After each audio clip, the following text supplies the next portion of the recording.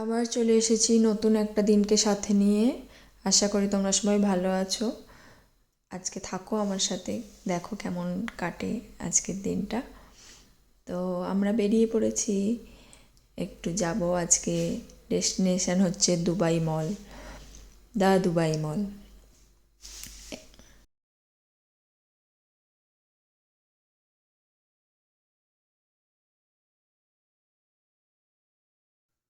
এই যে এটা দেখছো, এটা মিউজিয়াম অফ দ্য ফিউচার দুবাইয়ের। এটা শেখ জায়েদ রোডে আছে। এই রোডটা অ্যাকচুয়ালি খুব ফেমাস রোড দুবাইয়ের। এই দেখো, আমরা এবার দুবাই মলে এন্ট্রি করে নিয়েছি। করে চারিদিকটা দেখে তো আমার মানে কি বলবো, চোখ দুটো জুড়িয়ে যাচ্ছে বলতে পারো, এত সুন্দর, একদম ঝকঝক করছে চারিদিকটা।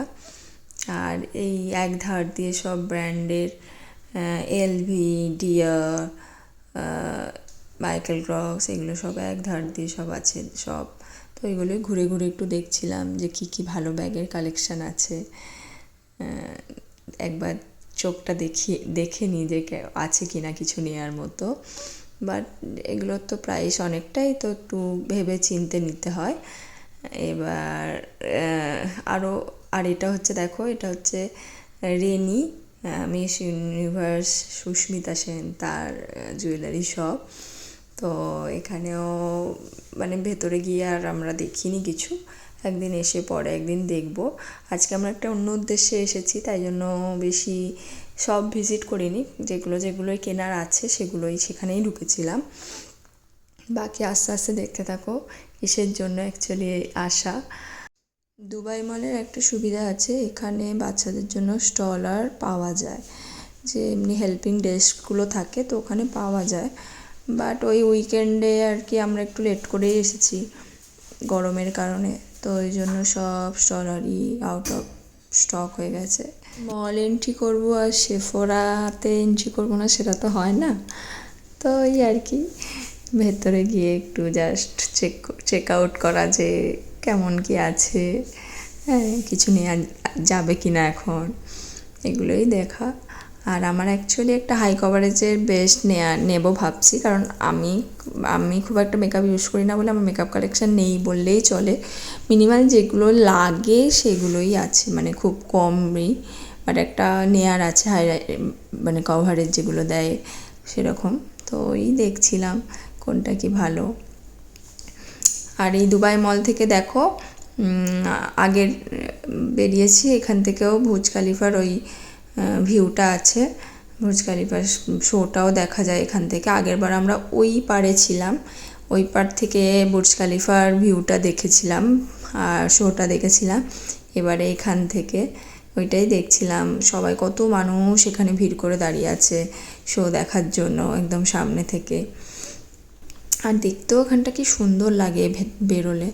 আর এটা হচ্ছে অ্যাপেলের সবথেকে বড় স্টোর, আর এটা হচ্ছে দুবাইয়ের কি বলবো সবথেকে আকর্ষণীয় জিনিস, যেটা অ্যাকোরিয়াম। তো এর ভেতরেও এন্ট্রি করে তুমি অ্যাকোরিয়াম ট্যুর করতে পারো। ওটা কিন্তু আজকে ওটা করিনি আমরা, ওটা একদিন পরে এসে পুরো অ্যাকোরিয়াম ট্যুর থেকে একদম টপ ভিউ থেকে বুর্জ খলিফার ভিউ, ওগুলো সবই ওখান থেকে দেখানো হয়। তো ওইটা একদিন মানে অনেকটা সময় নিয়ে এসে ওটা করতে হবে। আর আমার ছেলে তো খুব আনন্দ পেয়েছে এত ফিস দেখে, তো ওর জন্য তো অবশ্যই করতে হবে, ও তো খুব মজা পাবে ওটা দেখে। তারপর আমরা এই ডিনারে দা চিজ কেক ফ্যাক্টরিতে গেছি, যেটা আমার অর্পণের অ্যাকচুয়ালি খুব পছন্দের চিজ কেক ফ্যাক্টরি। মিশুক আস্তে আস্তে দেখো কত বড় হয়ে যাচ্ছে, ও একা বসেছে ওখানে, ও একাই বসবে, ওর পাশে কাউকে বসতে দেবে না, আর ও নিজেই খাবে। একদিকে ভালো, নিজে খাওয়ার অভ্যেসটা থাকলে তো খুবই ভালো হয়।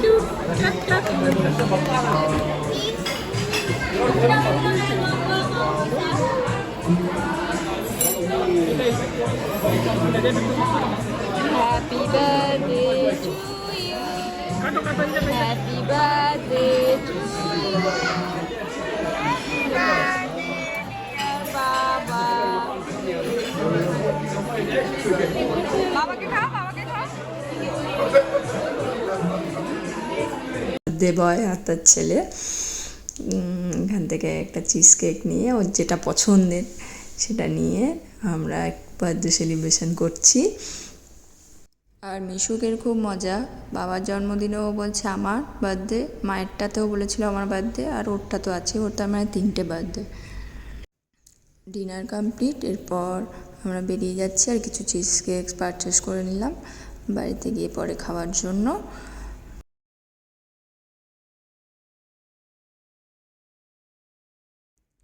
তো এবার বাড়ি ফেরার পালা। আগামীকাল হচ্ছে পুরো দিনটাই ওর দিন, তো কীভাবে সেলিব্রেশন করি সেটা নিয়ে আসছি। তোমরা সবাই ভালো থেকো, গুড নাইট।